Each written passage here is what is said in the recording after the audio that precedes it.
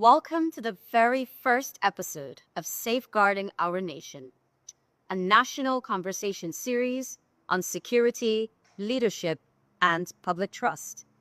Each week, we speak directly with the women and men entrusted to protect Guyana, from our borders to our streets, and explore how national security is evolving to meet today's challenges. Today, we're joined by Brigadier Omar Khan, Chief of Defense Staff of the Guyana Defense Force. A career officer with over 30 years of service, Brigadier Khan has served in senior command and national intelligence roles across multiple administrations. In this episode, we'll be discussing national security and what it means to secure Guyana's borders. Many thanks for joining us, sir. So without further ado, on the issue of national security and border protection, let's begin.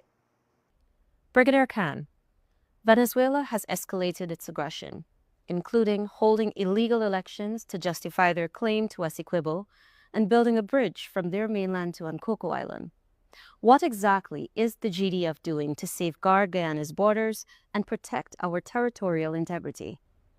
Yes, Venezuela has increased their aggression against Guyana. However, our borders were settled by the 1899 Arbitral Award. As a Guyana Defense Force, we stand resolute where our borders are concerned. We are operating under a military strategy to build, deploy, and operate a smart, modern, and resilient force, not only to defend Guyana, but also to contribute to economic development. Venezuela and their claim to the Essequibo is more political theater than a military threat.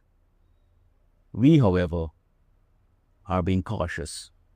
As a defense force, we are operating within our defense policy of the DIME construct: diplomacy, information, military, and economic. Integral in this process is our partnership. Partnership with the United States, our most important and strategic partner, including others, the United Kingdom, CARICOM, France, Colombia, Brazil. All these nations who hold dear to them the values of peace, respect for international law. This is where we stand on the position of the border. Let's talk capacity. Venezuela's military is much larger than Guyana's. How can we realistically defend ourselves against such a powerful force? History would tell us that size does not translate into success. That is why we are focusing on strategy, on technology, and partnership. Military conflict is not in anyone's interests. The claim by Venezuela is political. It should remain there, and the process of the International Court of Justice should be followed. As a peaceful nation, the Guyana Defense Force operates under the construct and within the construct of the DIME concept: diplomacy, information, military, and economic. Over the past 5 years, our investment in the defense sector has seen an increase of over 800%. And this was spread across several areas: technology, training, etc.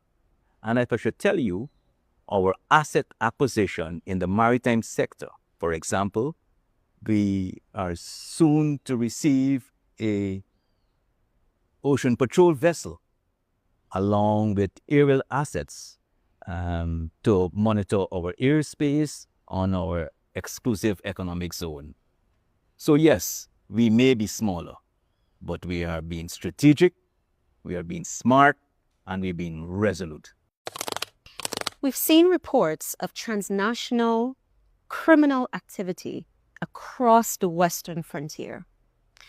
Arms, fuel, drug trafficking, and illegal airstrips.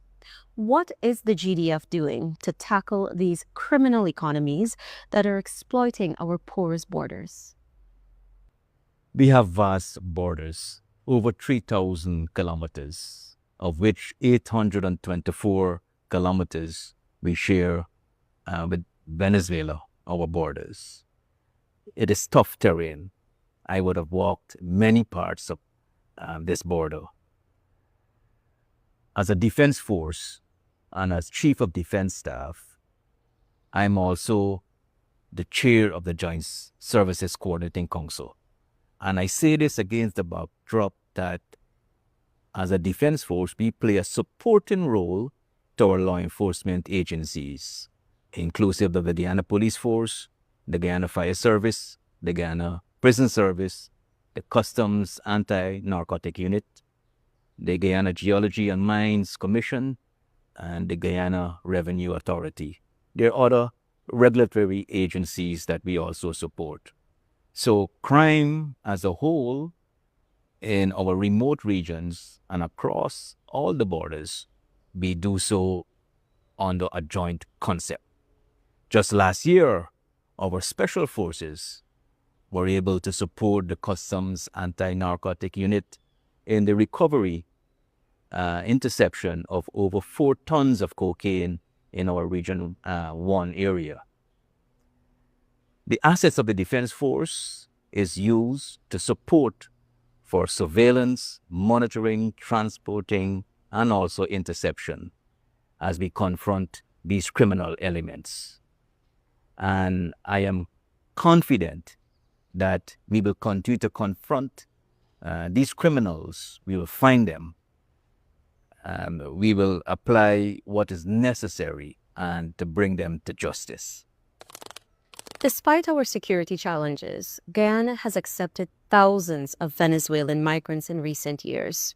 How are we balancing compassion with control, especially in vulnerable border communities?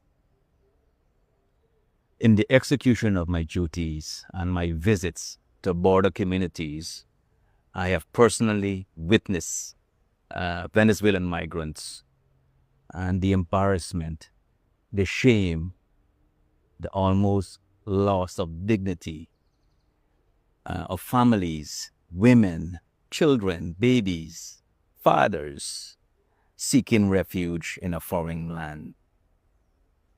But we could ask, why are they fleeing? What is the reason? And I would tell you, Guyana are receiving thousands of Venezuelan migrants. But countries like Colombia and Brazil, they are in the millions. It tells about the political and socio-economic conditions in Venezuela. This is disheartening. But while Guyana is approaching this with compassion, we are committed to safe borders, in the protection of our borders. And that is why we have implemented strong security measures on vetting, processing, documenting all Venezuelan migrants. And this is another example in which not only the Guyana Defense Force is involved, but is a multi-agency approach. The Guyana Police Force, the Ministry of Health, the local government authorities, the regional authorities, everyone is on board whenever we have an interception of Venezuelan migrants, and we will continue to do so. On the defense side, this humanitarian gesture is not uncommon, not unprecedented to us.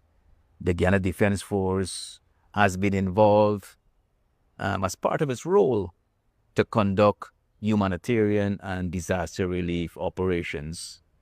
And what do I mean by this? Just last year, in an extra-regional way, we supported Grenada post-hurricane burial, in reconstructing houses and rebuilding lives. And we are currently in St. Vincent doing the same thing. In all, we have contributed and participated in over 200 projects, rebuilding police stations, magistrates, public buildings, family homes. And this side of the Guyana Defense Force is what we also show how much we can contribute to national development and in times of natural disaster. Brigadier Khan, as we conclude, what message would you give directly to the young people of Guyana about their role in protecting this nation? Would you encourage them to join the Guyana Defense Force? Let me tell you about my story. As a young man leaving school, I did not know what I want to do. I did some soul searching. I applied to the University of Guyana. I got through. I applied to several banks because that was the thing back then. Working at a bank was, this kind of elevated, prestigious position. I got through. And then I saw the ad to become an officer in the Guyana Defense Force. I had this discussion with my parents, and they were not inclined. And I eventually made that decision on my own to enlist in the Guyana Defense Force. Looking back, these 3 decades, what started off as a 3-year stint. I wanted to be there. Translated into a 3-decade journey for me, 30 years. And as I reflect back, I understand the step that I took for national service within the military is a personal one, is a personal calling to serve your country. I look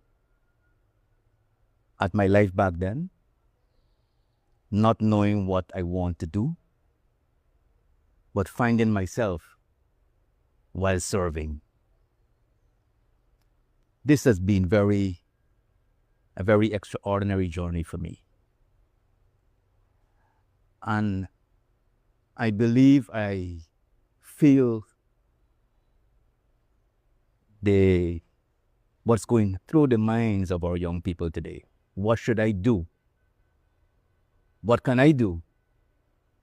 What are the opportunities? And I say to them, the military is your calling. Even if you don't know what you want, you will find yourself. And it doesn't matter where you're from, which community, which village. For example, from 1991 to current, I served and continue to serve at least 6 presidents. I'm the 12th Chief of Defense Staff. And I say to the youth out there, the 35th, the 42nd, the 55th is somewhere out there in another community looking for answers. The Guyana Defense Force, the military as a whole, is there to guide you, to present opportunities, even if you don't know what you want. I go back to the point of, if you are going to work hard, not liking what you do, you'll get stressed. But if you end up working for something that you love, that is called passion. In the military, you will find passion. It changes you. Purpose, passion, ultimately leads to patriotism. For every youth out there, there is a place for you in the military. Even if, like me, come, spend 3 years, see where it takes you. You are going to find yourself and your true self. Some people go through life not knowing what they're good at. In the military, I can guarantee you, you will find that purpose in your early stage of your life. On this calling, I would tell the youth, start that journey in uniform. Serve your country. Your country needs you. We are looking for the next generation of defenders. You can be an engineer, a pilot, a cybersecurity specialist. Let your story begin in uniform. Let it begin in service to Guyana. Thank you, Brigadier Khan, for your service and for your perspectives here today. And thank you to everyone watching. This is just the beginning of a national dialogue on safety, service, and sovereignty. If you found today's conversation insightful, we invite you to leave a comment below, share your thoughts, and send in your own questions for future episodes. Next week, Ms. Marcia Hope will be taking the reins to explore another national security topic. So be sure to leave your questions in the comments or message us directly. We want to hear from you. This is a conversation series on national security and public trust. Until next time, stay safe and stay informed.